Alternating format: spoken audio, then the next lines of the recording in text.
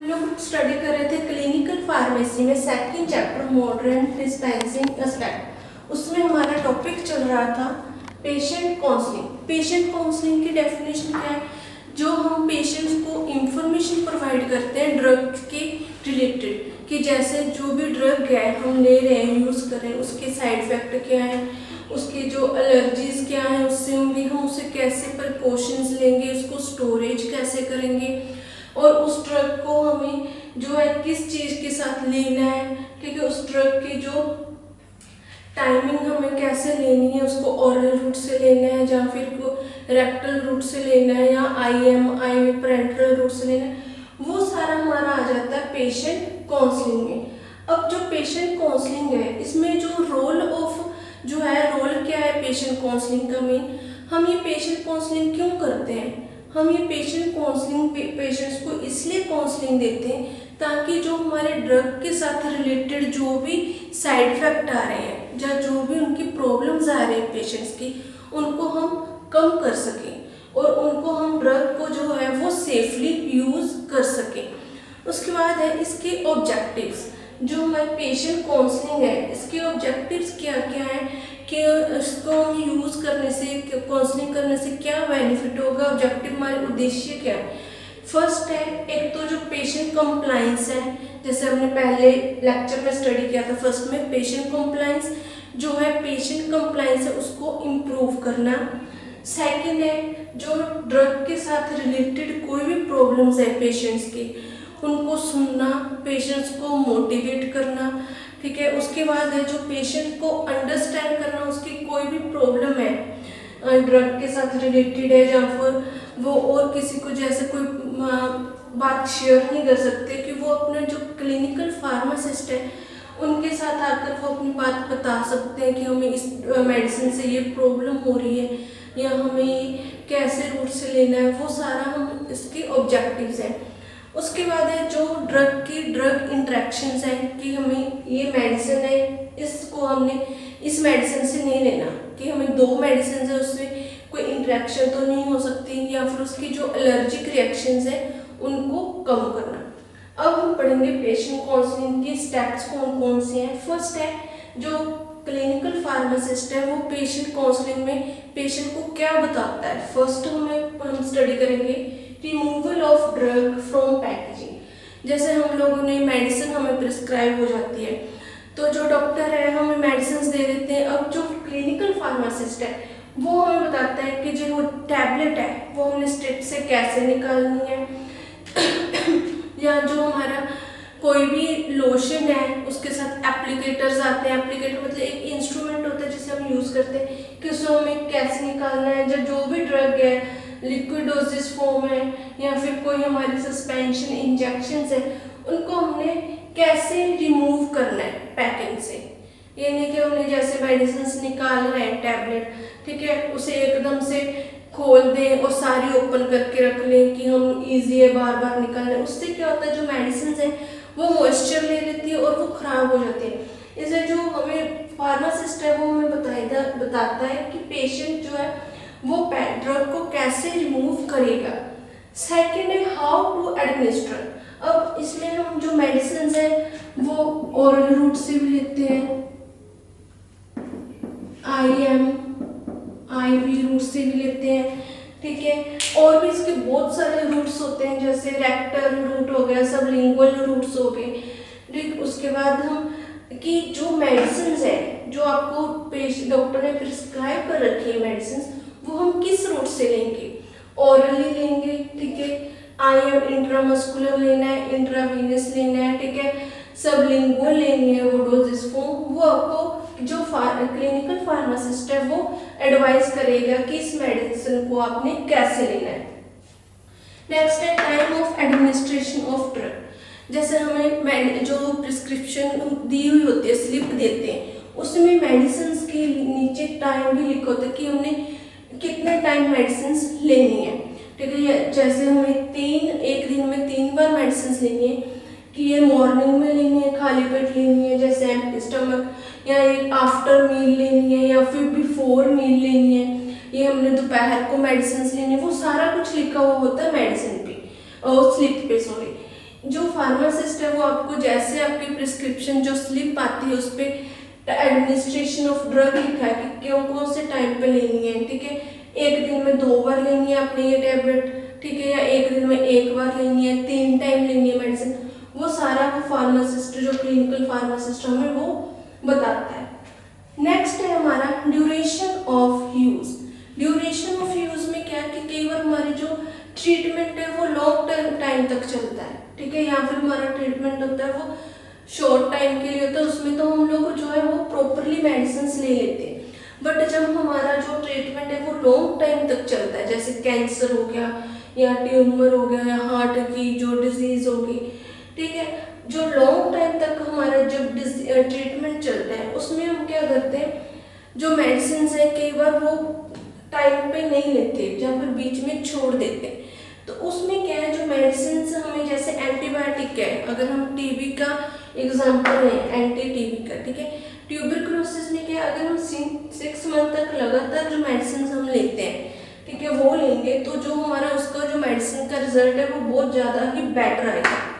अगर हम वो मेडिसिन बीच में छोड़ देते हैं, हम प्रॉपरली टाइमिंग पे नहीं ले रहे मेडिसिन, 1 दिन छोड़ के या 2 दिन छोड़ के ले रहे हैं, ठीक है, कंटिन्यूली नहीं ले रहे, तो जो हमारी डिजीज है वो प्रॉपर ट्रीट नहीं होगी, उसका आगे वो हमारे लिए क्या जाकर ज़्यादा डेंजरस हो सकती है, उससे डेथ भी हो सकती है पेशेंट की। ऐसे कैंसर में अगर हम एंटीबायोटिक का यूज़ या कीमो है वो कंटिन्यू लगवाते रहेंगे, एंटीबायोटिक का यूज़ करते रहेंगे लगातार, तो उससे हमारे जो कैंसर में बहुत ज़्यादा अच्छे रिजल्ट आएंगे। अगर हम वो मेडिसिन छोड़ देंगे, ठीक है, या फिर हम कीमो लगवाना बंद कर देंगे, तो उससे क्या होता है, जो पेशेंट है उसमें दोबारा से जो कैंसर के सेल्स है वो बढ़ जाते हैं और उससे उनकी डेथ भी हो सकती है।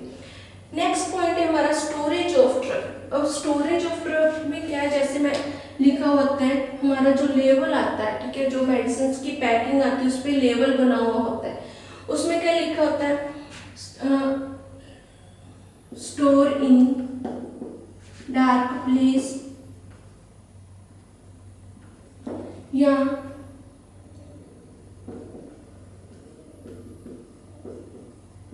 कूल प्लेस, या लिखा हुआ होता है प्रोटेक्ट फ्रॉम लाइट।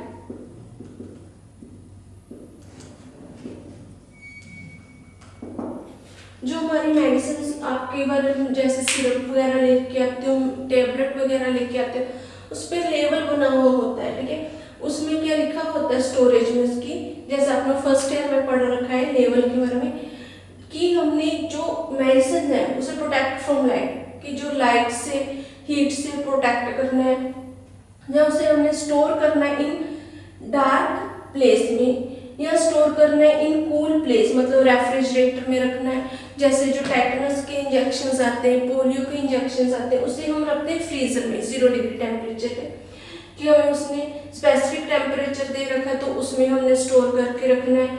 अगर प्रोटेक्ट कर रखा है लाइट और हीट से तो हमें लाइट और हीट जो है वो नहीं पड़ने देनी उस मेडिसिन पे। यह लिखा हुआ होता है कि जो है ये चिल्ड्रन से दूर रखनी चाहिए मेडिसिन, किसी कबर्ड में या फिर किसी उचित जगह पर जहाँ पर बच्चों का हाथ ना पहुँच सके। जो स्टोरेज अगर हम प्रॉपरली मेडिसिन को स्टोर करेंगे उसके जो टेम्परेचर उसके अकॉर्डिंग, जो कंडीशन जो हमें दे रखी है उसके अकॉर्डिंग, तो जो हमारी मेडिसिन है वो खराब नहीं होगी। अदरवाइज वो जो हमारी मेडिसिन है, जैसे हम लोग टैबलेट है ऐसे ओपन करके छोड़ देते हैं, रख देते हैं बाहर, वो क्या होती है मॉइस्चर आता है या फिर कोई भी डस्ट वगैरह उस पर पड़ जाती है, ठीक है, वैसे वो खराब हो जाती है। इसलिए हमें जो कंडीशन है, जो क्लिनिकल फार्मासिस्ट बता रहा है कि हमने अपनी जो मेडिसिन है वो कैसे स्टोर करनी है, कैसे हमें उसे रखना है, हमें उसे फॉलो करना चाहिए। उसके बाद नेक्स्ट हमारा पॉइंट है एलर्जीज। जैसे कई पेशेंट्स होते हैं, जैसे हम लोग पेनिसिलिन का इंजेक्शंस लगाते हैं, ठीक है, पेनिसिलिन का इंजेक्शंस क्यों लगाते हैं, क्योंकि जो बैक्टीरियल इन्फेक्शन है वो बहुत ज़्यादा हो जाती है अपनी बॉडी पर, ठीक है, तो हमें जो हम पेनिसिलिन यूज़ करते हैं उसमें। अब जो पेनिसिलिन के लिए स्पेसिफिक डॉक्टर्स होते हैं इंजेक्शन लगाने के लिए, जब हम उसके इंजेक्शंस लगाते हैं पेनिसिलिन का, तो उसमें क्या होता है कि पेशेंट जो डॉक्टर है पेशेंट को इंजेक्शन लगाने के 1 या 2 घंटे तक हॉस्पिटल में ही रखते हैं। वो क्या देखते हैं कि जो इसकी एलर्जीज हैं वो तो अगर नहीं हो रही बॉडी पर, ठीक है। कई बार इससे क्या होता है, स्किन पे रैशेज हो जाते हैं, ईचिंग होने लग जाती है, फीवर भी हो जाता है, ठीक है, पेंसिलिन के कारण। तो वो क्या है, उसी टाइम उसका ट्रीटमेंट करते हैं। वो हो गई एलर्जीज। किसी भी मेडिसिन को लेने से, ठीक है, अगर उसके 1 घंटे तक कोई भी मेडिसिन लेने से हमारी बॉडी पे कोई रैशेज, ईचिंग, ठीक है, छोटे छोटे जो है पिंपल्स होने लग जाए, ठीक है, उससे बोलते हैं हम लोग एलर्जीज। नेक्स्ट हमारा पॉइंट है साइड इफेक्ट। अब हम लोग मेडिसिन लेते हैं, ठीक है, जैसे एग्जांपल पे ले लिया हमने पैरासीटामोल। अगर बहुत सारे पर्सन पेशेंट्स होते हैं जो थोड़ा सा भी पेन होने पर बॉडी में पैरासीटामोल, या फिर जब फीवर होने पर पैरासीटामोल, निमोसाइड्स की मेडिसिन ले लेते हैं। अब जो पैरासीटामोल है, अगर हम डेली रूटीन में लें या फिर 2-3 दिन छोड़ के लगातार कंटिन्यू ले रहे हैं, तो उससे क्या होता है, हमारा लीवर को इफेक्ट पड़ता है, ठीक है, वो हमारा लीवर खराब कर देती है मेडिसिन। वो होगा उसका साइड इफेक्ट। ऐसे ही हम जब कोई भी मेडिसिन लेते हैं, ठीक है, मेट्रोनिडाजोल हो गया, मेट्रोनिडाजोल लेंगे तो उससे हेडेक होने लग जाता है, या कई बार मेडिसिन हम लेते हैं उसके बाद मेडिसिन लेने के बाद नोजिया, वोमिटिंग, ठीक है, हेडेक होने लग जाए, वो उस चीज़ के हो गए साइड इफेक्ट मेडिसिन के। अगर हमें कोई भी साइड इफेक्ट शो हो रहा है कि हमें ये मेडिसिन लेने से हेडेक हो रहा है या नोजिया हो रहा है, तो हमें डॉक्टर के पास जाना चाहिए, ठीक है। तो उसे डॉक्टर के पास जाके हमें अपनी प्रॉब्लम बतानी चाहिए कि हमें इस मेडिसिन से प्रॉब्लम हो रही। तो डॉक्टर क्या करते हैं, वो मेडिसिन चेंज कर देते हैं आपकी, उसके जगह कोई अदर जो है मेडिसिन वो दे देते हैं। नेक्स्ट है ड्रग इंट्रैक्शन। कई बार ड्रग्स होती हैं वो आपस में इंट्रैक्ट कर जाती हैं, ठीक है, आपस में उनकी इंट्रैक्शन हो जाती है, तो वो हो जाता है हमारा ड्रग इंट्रैक्शन। जो क्लिनिकल फार्मासिस्ट वो आपको, जैसे आपकी कई बार मेडिकल हिस्ट्री होती है पेशेंट्स की, वो देखते हैं कि इस पेशेंट को किसी ड्रग के साथ इंट्रैक्शन तो नहीं है, कोई अगर 2 ड्रग सेम ले लें तो उससे कोई इंट्रैक्शन तो नहीं हो रही, वो हो गया अपना ड्रग इंट्रैक्शन। कई बार जैसे एस्प्रिन है, हम एंटासिड के साथ ले लेते हैं, ठीक है, साथ में एस्प्रिन भी ले रहे हैं, तो जो एंटासिड है वो क्या करते हैं, एस्प्रिन की जो अब्जॉर्प्शन होती है उसको डिक्रीज कर देते हैं, ठीक है, कम कर देते हैं, उसका इफेक्ट है जो वो प्रॉपर एस्प्रिन का नहीं आता बॉडी पर। वो हो गया ड्रग इंट्रैक्शन, मतलब 2 मेडिसिन नहीं है, दोनों आपस में इंटरेक्ट कर रही है और उनका जो भी इफेक्ट है वो हमें प्रॉपर नहीं मिल रहा। उसके बाद रिफिल इंफॉर्मेशन। जो क्लिनिकल फार्मासिस्ट है वो आपको ये बताएगा, अगर आपकी लॉन्ग टाइम थेरेपी चल रही है, लॉन्ग टाइम आपका ट्रीटमेंट चल रहा है, कि आपकी जो इंफॉर्मेशन है या जो आपके रिफिल प्रिस्क्रिप्शंस है वो कब होगी, ठीक है, कब आप लोग जो है रिफिल करवाओगे अपनी इंफॉर्मेशन, कब आप डॉक्टर के पास आना है या आपको आने की ज़रूरत नहीं है, ठीक है, या आपको पेशेंट का जो ट्रीटमेंट अगर इसमें चल रहा है तो पेशेंट का नॉन कंप्लायंस पेशेंट, मतलब प्रॉपरली मेडिसिन नहीं ले रहा, उसका जो है वो फॉलो नहीं कर रहा है जो डॉक्टर ने इंस्ट्रक्शंस दिए हैं, तो जो क्लिनिकल फार्मासिस्ट है उसे अपने हॉस्पिटल में बुलाते हैं और जो उनकी इंफॉर्मेशन होती है वो रिफिल कर देते हैं। अगर जो पेशेंट्स है वो कंटिन्यू इंस्ट्रक्शंस भी फॉलो कर रहे हैं, ठीक है, जैसे डॉक्टर ने बताया कंटिन्यू अपनी डोज भी ले रहे हैं प्रॉपरली, तो उनको बहुत कम हॉस्पिटल में बुलाया जाता है। जो पेशेंट्स प्रॉपर अपना ट्रीटमेंट नहीं चला रहे, जब बीच में छोड़ देते, तो उनकी जो इंफॉर्मेशन, जो प्रिस्क्रिप्शंस होती हैं वो रिफिल की जाती है।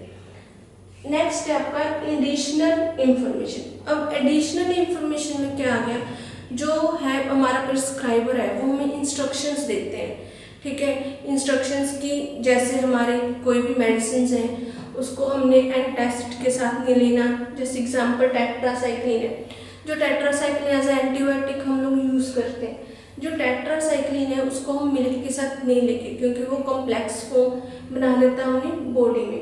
ऐसे जो क्लिनिकल फार्मासिस्ट है वो एडिशनल इंफॉर्मेशन भी देते हैं पेशेंट को कि आगे उनके जो फ्यूचर में है वो काम आ सके।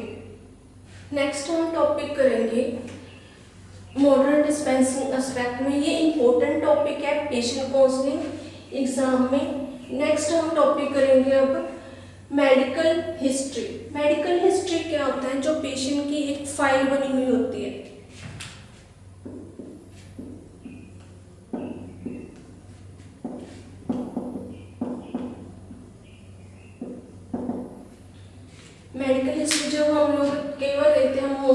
कोई पेशेंट डिस्चार्ज होता है तो उस टाइम उसकी एक फाइल बनी हुई होती है, ठीक है, जिस पे उसकी मेडिसिन लिखी हुई होती हैं और उसकी जो ट्रीटमेंट है, जो डॉक्टर है, उन सबका डिटेल दी हुई होती है।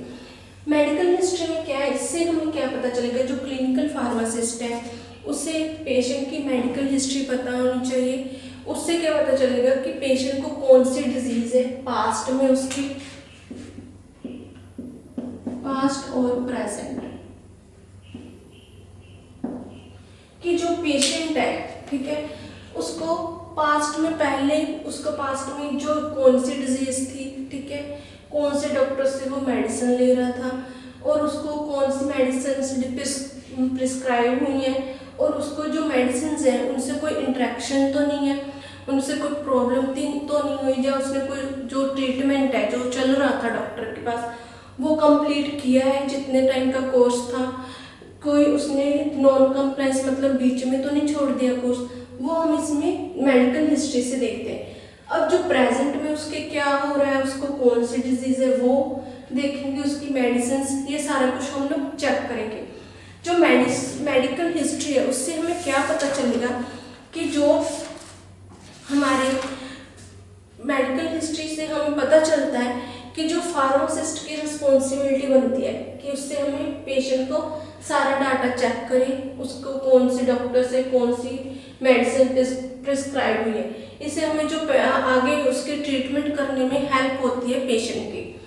उससे क्या हमें बेनिफिट होगा, जो मेडिकल हिस्ट्री, उससे जो एडवर्स इफेक्ट है डॉक्टर को पता चलेगा कि इस ड्रग से इसको ये इफेक्ट हो रहे हैं, ये इस ड्रग से इसको, जैसे किसी को मेट्रोनिडाजोल से हेडेक हो रहा है तो डॉक्टर से आगे जो ट्रीटमेंट उसका चलेगा वो मेट्रोनिडाजोल नहीं उसे प्रिस्क्राइब करेगा, उसके जगह कोई और मेडिसिन उसे देगा। जो मेडिकल हिस्ट्री है, मेडिकल हिस्ट्री के ऑब्जेक्टिव्स क्या है, हमें क्यों मेडिकल हिस्ट्री देखनी पड़ रही है। एक तो इससे पेशेंट कंप्लायंस जो है वो कम होगा,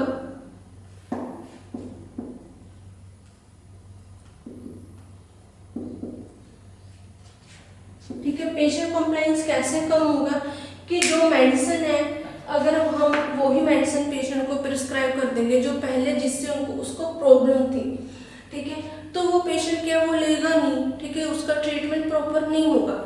ऐसे में जो पेशेंट कंप्लायंस है वो इम्प्रूव होगा अगर हम उसकी हिस्ट्री देखेंगे पेशेंट की, उससे हमें उसकी प्रॉब्लम्स पता चलेंगी कि उसे इस मेडिसिन से एलर्जी है या फिर इसे कोई साइड इफेक्ट शो रहा है, इसका यही मेडिसिन देने इसका जो ट्रीटमेंट प्रॉपर नहीं इफेक्ट आ रहा तो हम उसको चेंज करके मेडिसिन देंगे, वो हो गया हमारा पेशेंट कंप्लायंस में बेटरनेस हो गया। सेकंड है जो पेशेंट की जो हमारे सेल्फ प्रिस्क्राइबिंग है कि अपने आप, जैसे हम लोग ओवर द काउंटर मेडिसिन होती हैं, जैसे मेडिकल स्टोर से अपने मेडिसिन लेके अपना ट्रीटमेंट करना, ठीक है, हमें ये पता चल जाएगा कि उसने कितनी सेल्फ जो है काउंटर मेडिसिन ले रहा है, ठीक है, उससे जो होता है उसकी हैबिट बन जाती है पेशेंट की। जैसे हम लोग घर में पैरासीटामोल या निमोस्टेट ऑब्वियसली रखते हैं, ठीक है, कि हम थोड़ा सा पेन होने पर या थोड़ा सा फीवर होने पर वो मेडिसिन ले लेते हैं। उससे क्या इफेक्ट होता है कि हमें पता चलता है कि पेशेंट कौन सी मेडिसिन कंटिन्यू ले रहा है अपने आप, ठीक है, उसको देखकर हम लोग उसकी हिस्ट्री देखकर वो उसे बंद करवाएंगे या उसको आगे एडवाइस करेंगे कि इस चीज मेडिसिन से, जैसे पैरासीटामोल के साइड इफेक्ट हो रहे हैं, लीवर खराब हो रहा है तो इसके ये साइड इफेक्ट है, आपको ये मेडिसिन नहीं लेनी, अगर कम से कम इसको यूज करना है। उसके बाद है जो हमारे पेशेंट है उसकी diet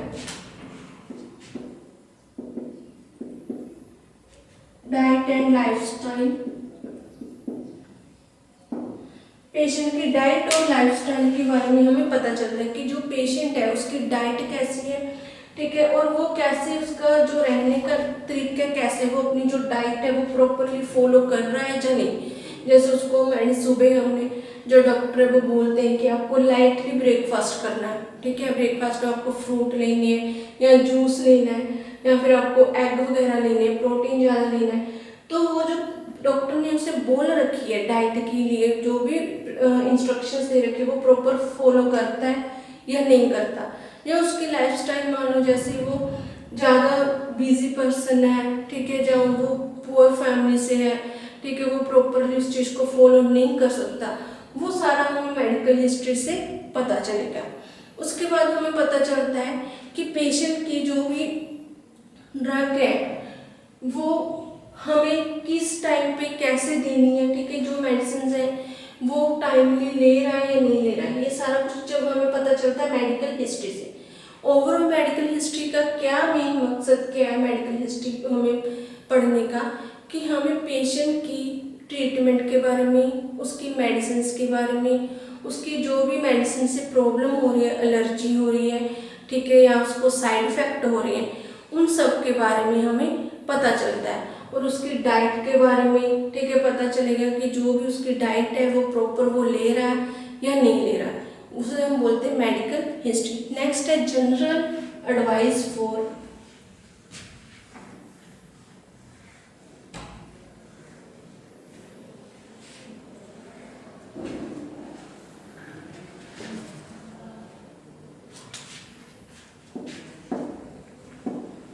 general advice about how to store medicine. Generally advice है कि हमें जो मेडिसिन है उसको कैसे स्टोर करना चाहिए। जैसे हमने पेशेंट काउंसलिंग में भी पढ़ा है कि जो मेडिसिन होती हैं हमें उसे कैसे स्टोर करना चाहिए। फर्स्ट है इसमें कि store away from heat and light, कि हमें लाइट और हीट से प्रोटेक्ट रखना है। दूसरा प्रोटेक्ट फ्रॉम चिल्ड्रन,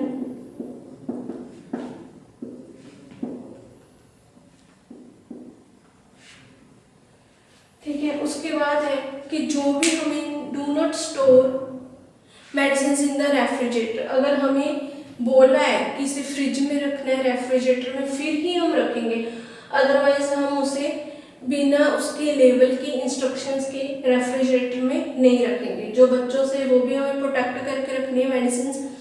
उसके बाद है जो मेडिसिन है उसको लॉन्गर टाइम के लिए हमें नहीं रखना है। जैसे आई ड्रॉप्स की एग्जाम्पल है, उस पर लिखा होता है कि 1 मंथ तक हम इसे आई ड्रॉप और एयर ड्रॉप्स को यूज कर सकते हैं, ओपन करने के बाद 1 मंथ में, ठीक है।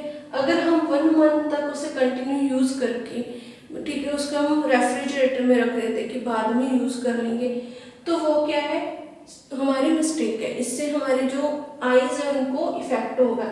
इसलिए हमें जो लॉन्ग टाइम तक मेडिसिन है उसका यूज नहीं करना, जितनी उसे हमें बताया कि इसकी यहाँ तक लाइफ टाइम है तो वहाँ तक ही हमें यूज करना चाहिए। नेक्स्ट है advice for use of common drugs. जैसे हमारे जो कॉमनली ड्रग्स होती हैं, हम घर पे कॉमनली यूज करते हैं, उनके लिए हमें क्या क्या एडवाइस है, हमें वो उनसे क्या साइड इफेक्ट है, ठीक है, क्या हमें उनको लेने से कैसे, लेने में कैसे हमें हेल्प होगी।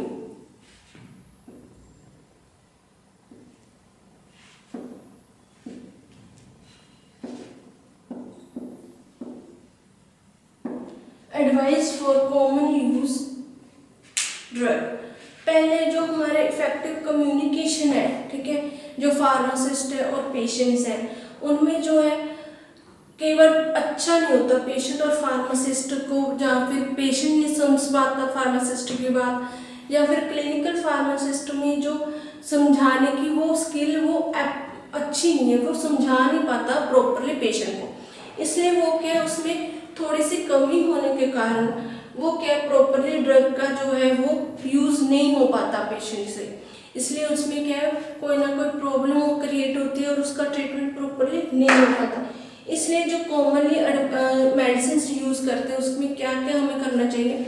फर्स्ट है जो है पेशेंट को इंडिकेशन देनी चाहिए, फिर उसकी डोज,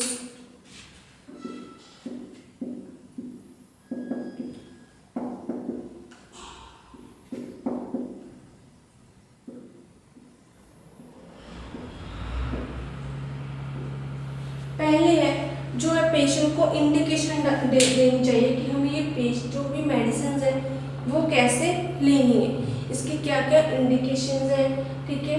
उसके उसके बारे में बताना चाहिए, ड्रग के बारे में प्रॉपरली। उसके बाद है जो डोज है वो हमें कैसे लेनी है, आफ्टर एम्प्टी स्टमक लेनी है,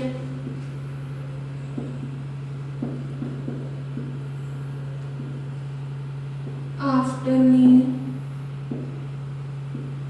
या मिल्क के साथ, ठीक है, या फिर बिफोर मील लेनी है, या हमें शाम को लेनी मेडिसिन। वो जो है डोज का प्रॉपरली हमें उसके बारे में बताना चाहिए। उसके बाद उसकी स्पेसिफिक टाइमिंग बतानी चाहिए डोज की, कि कितनी डोज हमने कितने टाइम के बाद लेनी, जैसे 4 घंटे के बाद हमने ये मेडिसिन दोबारा लेनी है, या फिर इसमें जो डिफरेंस है टाइम का वो 6 आवर्स का होना चाहिए। नेक्स्ट है कि जो हम मेडिसिन लेंगे उसका कौन सा रूट है, ठीक है, एडमिनिस्ट्रेशन करेंगे कैसे, फिर एडवर्स इफेक्ट के बारे में बताना चाहिए।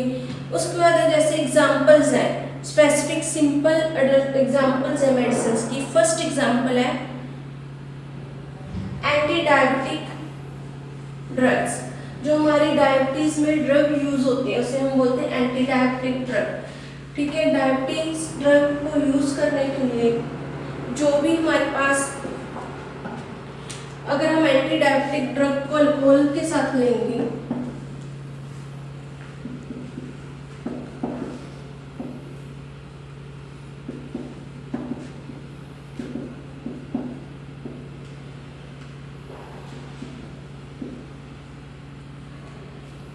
अगर हम एंटी डायबिटिक जो डायबिटीज की ट्रीटमेंट में यूज होती है ड्रग्स, उनको अल्कोहल के साथ नहीं लेना। इसके साथ इससे क्या होता है कि उसको जो भी उसके इफेक्ट है वो कम हो जाते हैं डायबिटीज ड्रग के, और साइड इफेक्ट शो होंगे। ऐसे सेकंड है जो सैलिसाइलेट फिनाइलब्यूटाजोल,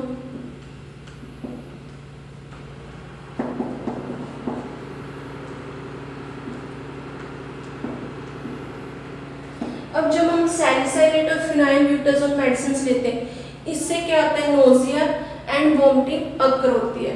उसके बाद है हमारे एग्जांपल्स हैं जैसे लिक्विड पैराफिन है, अगर हम लिक्विड पैराफिन यूज करते हैं, ठीक है, तो उससे क्या होता है, हमें रेगुलरली लिक्विड पैराफिन यूज नहीं करना, क्योंकि उससे हमारी बॉडी में फैट सोलुबल जो विटामिन होते हैं उनकी डेफिशिएंसी